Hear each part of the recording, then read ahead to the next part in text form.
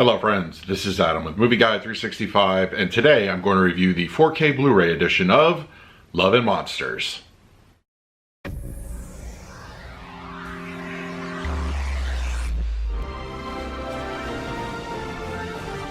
If you're new to the channel, please hit the like button, subscribe, hit that bell notification. You can also find me over Twitter, Instagram, and Letterboxd at Movie Guide 365.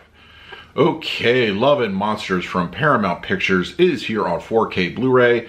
Now, with 2020 being the way it was, with new releases in theaters and COVID and everything, Love & Monsters managed to make its way digitally, and now it is here on physical format, which is pretty cool.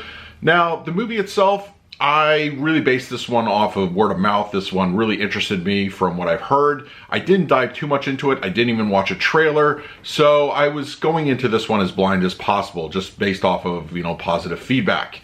And I have to say, I really like the movie. I think it's very charming. It has an identity of its own. It kind of differentiates itself from other monster apocalyptic movies. And there's things I'm going to touch on in the video portion of the review that I really liked, and it had a great palette to it. And overall, the story, it's very basic, has a nice, heart to it.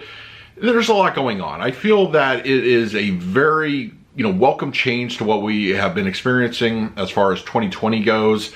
And with the new year, it kind of, starts things off on a little bit more hopeful note. And I dig that. When movies can take me out of, real life situations, I appreciate that. And I think Love & Monsters does that very nicely. Okay, we're going to talk about the picture quality and audio in just a moment. But first, let's do a quick unboxing.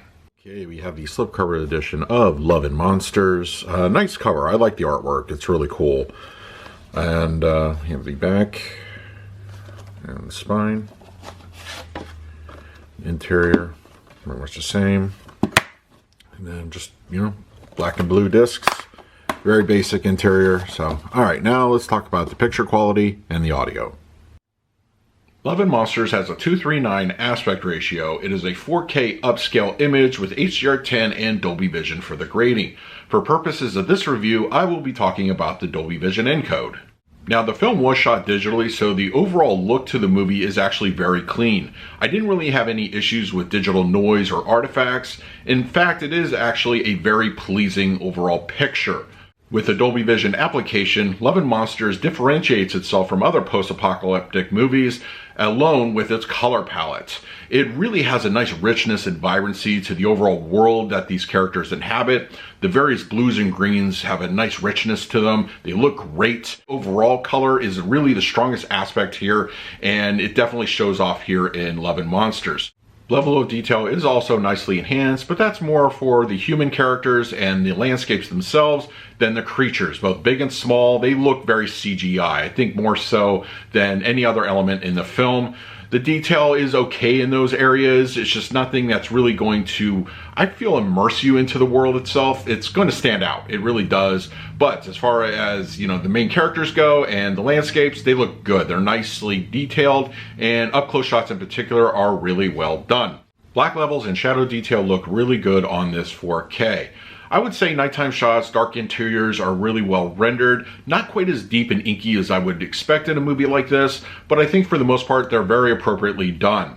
The nighttime scene when Joel is hanging out with Mavis on the bench and the jellies are floating overhead, I think it's a good representation of what to expect in this movie. I think it looks nice, it has a good richness to it, and it doesn't suffer from any elevation or anything to that degree.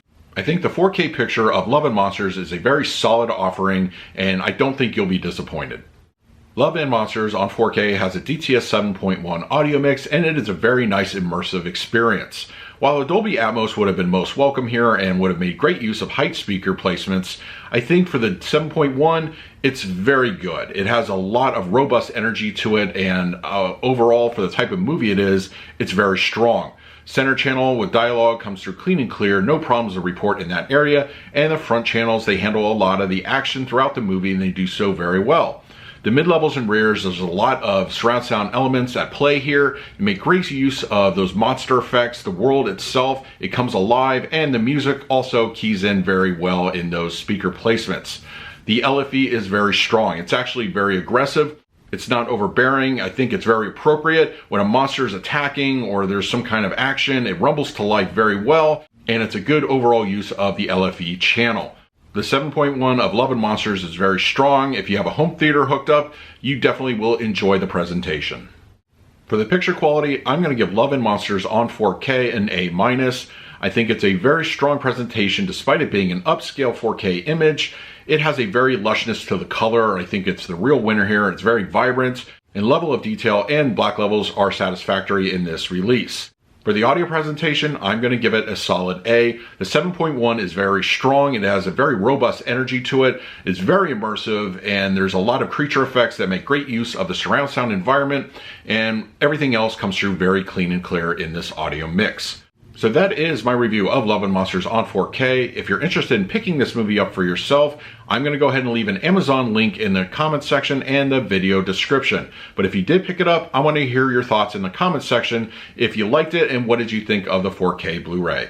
In the meantime, please like, subscribe, hit that bell notification. So until next time, this is Adam with Movie Guy 365. I will see you at the movies.